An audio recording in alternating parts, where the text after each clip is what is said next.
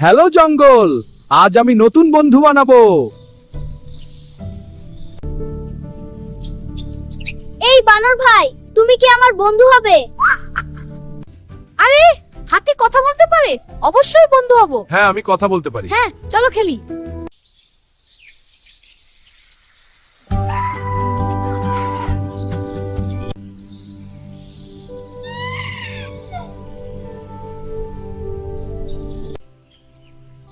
খরগোশ ভাই, তুমি কাঁদছো কেন?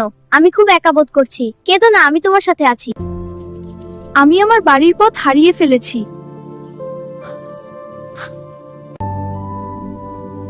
ভয় পেও না, আমি তোমাকে বাড়ি পৌঁছে দেব।